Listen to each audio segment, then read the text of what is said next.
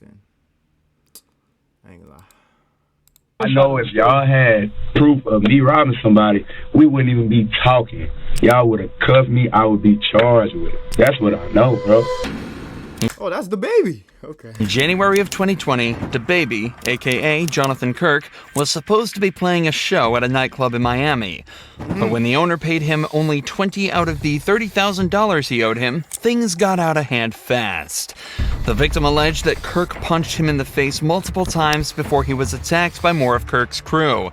He was beaten up and knocked to the ground before being robbed for his phone, his credit card, and $80 cash. The only footage of the event was this piece of obscured CCTV footage. Kirk fled the scene in a black SUV before returning to the hotel a few hours later, only to be met by both of the victims and a team of police waiting to arrest him. He was escorted to the police station and told he was only there as part of an investigation. Say, we just gotta do our investigation and that's it. But as it would turn out, the investigation wouldn't be that simple. And unfortunately for the cops, Kirk spent his hour in the interrogation room displaying exactly what to do in this situation and making the cops' lives as difficult as he possibly could. What's your full? Chat, you guys are good kids, right? You will never be put in this predicament right here. But, you know, for people like me, I gotta watch things like this. Man. Come on. We just want to get it from you. This is just a formality. Just tell, name, date of birth, and all that stuff. Immediately, it's obvious that this isn't going to be an easy one for the detectives. Kirk starts off by refusing to answer any of the officer's questions, even just regarding his own name. He's already been read his Miranda rights, informing him that he has the right to remain silent, so it seems as though he's choosing to do just that. Interestingly, however, he is choosing to waive his right to a lawyer, and let's be honest here, This is a smart man right here. This is a very smart criminal. I will have you know. I know a smart criminal when I see one. Not because he can't afford it. The best course of action if you're ever put in this scenario is to stay silent and ask for a lawyer. But this time, Kirk is confident that he'll be able to wriggle out of this himself, as long as he chooses his words carefully. An incident occurred at the hotel, 1500 Southwest First Avenue, that you were there for, correct? What incident? An incident. You had an altercation with somebody? No. You did? Did you? Yep, what incident? I don't know what you talking about. I ain't gonna lie, I wasn't there. Have a business dealing with somebody? No. You did? No. So somebody didn't bring you $20,000 in front of the hotel in your SUV? No. Somebody bring $20,000 that wasn't theirs and lied to them and told them that it was for an event of theirs on the 31st. And lied to them. That person, once he realized they were doing bad business, said nah and left for his $20,000. Okay, so you didn't count? And got my contact information to do business the right way. That's what happened. Around what time was this, sir? I don't know. Whatever time they told us. Whatever time the camera showed me not robbing no damn body that time. Kirk is... It's real nigga shit. is claiming that he had nothing to do with anything that happened outside. His story is somewhat unclear, but he's essentially saying that his manager was talking with an event promoter about playing at a nightclub called Cafe Iguana Pines. But it turns out the money that they were offering was stolen, and the promoter was acting strange during the deal. So instead of taking it and going through with it anyway, he told them to get their act together and let... Yo, chat, when do you think it's gonna reach a time where okay, you know how it shows the camera, the camera is showing him right now, right, in the investigation or whatever, right? When do you think it's gonna come a time where the cameras are so HD that it's in clear ass quality? So it's if they were to... Actually, let me not say too much, let me shut up. Left without an argument.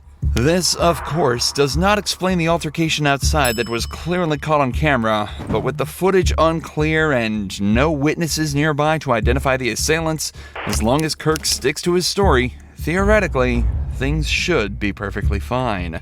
Common sense. Common sense. Don't switch up your story, chat. Don't. You know what I made to even be down here? A promoter booked me at that hotel. I didn't pay to be at the hotel. That was paid for. You'd have let me on my room, you would have saw close to $250 million cash, legally, hard-earned money. I don't got to take nothing from nobody, bro. Well, let me ask you this. I will go outside here right now and throw $10,000 in the air. Like, I do not care about no money. I don't, bro. I want to be able to say that one day, chat. Like, I want to walk outside of my crib right now and be able to throw $20K just because I could do it, bro. I'm so fucking broke. Was there an argument? No, it was an argument. I didn't argue with a soul. My voice was never raised. There was never aggressive language from me. None of that. Was there a fight? None of that. No, I ain't seen no fight. And nothing was taken. We shouldn't be in no robbery, bro. So when y'all get done doing what y'all doing, y'all need to do y'all job. Y'all need to follow y'all process. And y'all need to arrest whoever gave y'all these false allegations, bro. This is bullshit. While it may just look like Kirk is flexing his rapper money here, this is actually a very good point for him to bring up in this situation. If he's doing random $30,000 deals on a weekday and paying for hundreds of thousands of people per... That's the thing, bro. You gotta say whatever it is that, like, is logical, bro. Like, think about it like this, chat. You see, a nigga like me, you put a nigga like me in this situation, chat, right? You put a nigga like me in this situation, and let's say I'm a top streamer now. Like, I'm up there now, right?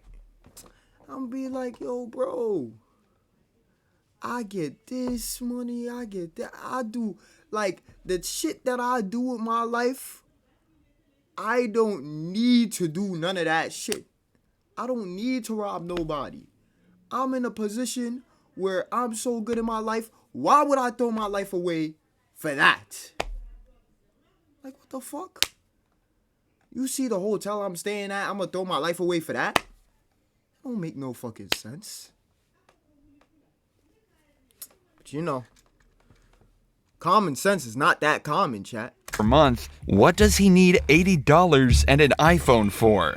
The further he can place himself from this event, both literally and figuratively, the better. From Kirk's point of view, he was nowhere near that crime. He had no reason to commit that crime, and he has sound and reasonable explanation for his whereabouts at the time. However, from the detective's side, a crime was committed, and Kirk's vehicle was right there as it happened. So they need to try and extract the information needed to piece his day together to come up with a story that Kirk cannot argue with. That forces him into a confession. When I encountered you in the hotel, you came back to the concierge, the counter. Yeah. Where were you coming from at that point? Prime, whatever the hell. I went to eat. I went to get some food. Where is that? I don't remember. You don't know? No. How'd you get there? In the car. What kind of car? Was it a car you drove? Somebody else drove? Uber, bro. A Uber? Yeah. What kind of car was it? Small car, SUV, truck, what? I don't know. Let's talk about what matters. That's why we're here. Let's talk about what y'all need to get me about this stuff. When I'm driving in the car, what I went to go eat, what time I went, that don't have nothing to do with the fact I ain't robbed a damn soul. Me, nobody around me, ain't nobody robbing nobody. Let's take the word robbery out of the picture. So while we here, we taking the word robbery out of the picture. Y'all are robbery detectives. This is robbery unit. That's the second word he said. That's the second word he said when he came in here. Robbery. Come on, bro. Okay, listen. He told me he asked to question me about a robbery when I walked in my hotel. Robbery. I had every answer to the question you needed right there. Whoa, that ain't it. That's false. See, this nigga right here, he know exactly what he doing. This nigga just letting him talk now, because he's like, this nigga starting to get fed up. He's like, yo, I'm not going to get anything out this goddamn nigga right here. And him, he just trying to put in his little 2 cents. But we know it's not going to do nothing. Okay, throw that out the window. We talking about robbery, bro. It's nothing for me to talk about. I didn't rob. So do you think that we just woke up this morning and decided to just... I think y'all got a phone call from somebody that's already a liar. I know they're a liar. Got a phone call from somebody that's a liar and y'all bought it. Y'all believe this. Y'all got me in here, and y'all put me in handcuffs. Brought me outside the hotel in handcuffs, cameras and shit all on me. Come on, bro. This shit is bad for what I got going on. And I ain't even do shit to that, man. Even without a lawyer present, Kirk knows exactly what to do. He ain't even do shit to that man. Wait, hold on, chat. I think I got my shit set as GTA right now, and I don't know why the fuck it's set at GTA, but hold on, let me change that. But we going to has the upper hand in this interrogation and needs to keep it that way. The cops are searching for anything that puts Kirk at the scene of the crime, but by redirecting the conversation away from that, back to what he thinks is actually important, there's no realistic way that they'll be able to get what they need. Alright, we changed the chat, it's valid now. But even though he's winning, it's still worth noting how strange it is that he's not asking for a lawyer. Kirk obviously knows exactly what to do in an interrogation and has clearly spent time learning what to do. If that's true, he should also know that there's next to no scenarios where lawyering up will harm his case. But whether it's an ego thing or just a lapse in his thinking, Kirk is definitely still winning this interrogation. But he's about to start absolutely dominating. We talking about criminals. When I do business, it's legally binding. It's legally binding. Everything I do, you have to sign a contract. You got to sign a contract. Okay, it's a contract right now. The whole incident happened and nothing went wrong. Nothing happened. There was no... Not to my knowledge. There was no fight. There was no scuffle. There was no... I ain't fighting nobody. He already told you what it is, bro. He already told you nothing happened. You basically reiterate, like, you keep asking him the same shit, and he's telling you the same shit. You're not getting what you want. Like nobody. But y'all know it's too much. Y'all know too many lies. You get what I'm saying? That's why y'all got to move backwards like that, bro. Like you're saying that they're lies, but you don't know what we have or don't have. Okay. That's I know if y'all had proof of me robbing somebody, we wouldn't even be talking. Y'all would have cuffed me. I would be charged with it. That's what I know, bro. That's what I know. Now, while this isn't necessarily true in every case, it is absolutely true here.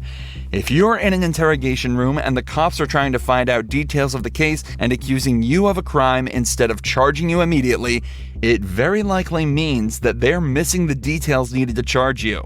In the vast majority of cases, an interrogation is only done to extract a confession when they don't have enough evidence to easily convict you otherwise. There are a few other niche scenarios, such as trying to figure out why you committed a crime, but it's often very easy to distinguish why exactly you're there based on what you know about the event and what questions they're asking. If the cops know that you're guilty and have irrefutable evidence, cooperation has a lot of merit. But if they can't prove you did what they say you did, stay silent and ask for a lawyer, especially if you're innocent.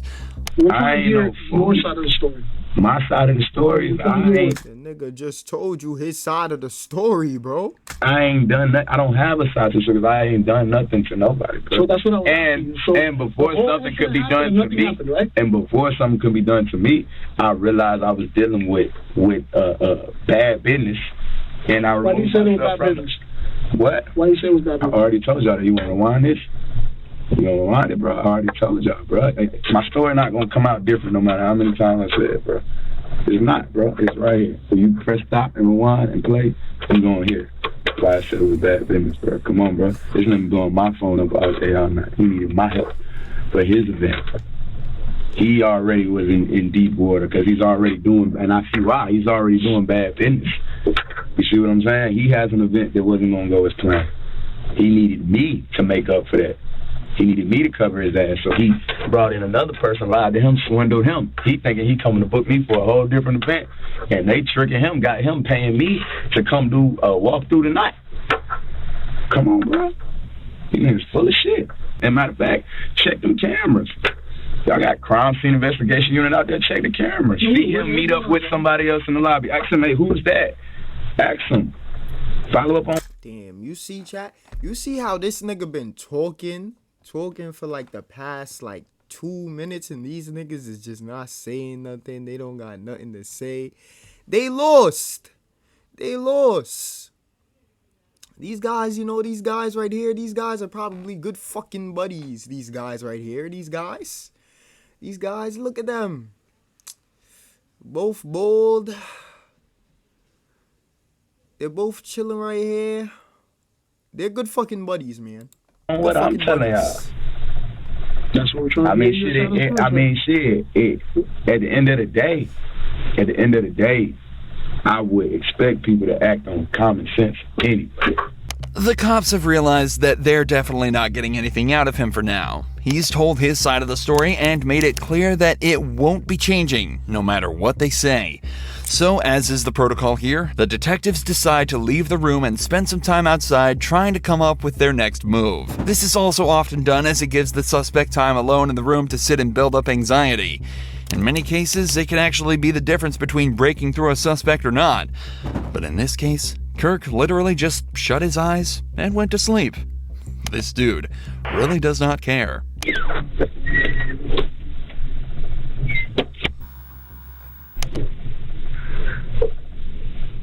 However, it seems as though the detectives couldn't come up with their next step and decided that nothing was going to make this guy budge. The next time a detective returned, it was regarding the security of Kirk's belongings that had been left in his hotel room. Even though he hasn't been convicted yet, he was still the prime suspect of this investigation, so he'd be spending some time in jail while they figured out what to do and gathered all the evidence they could. So they just had to figure out what to do with his stuff while he was locked up. But obviously, Kirk refused to let them touch his stuff and just let the hotel deal with it. Kirk was facing a possible sentence of up to 15 years in prison plus a $10,000 fine. 15 years in prison. It's crazy, bro.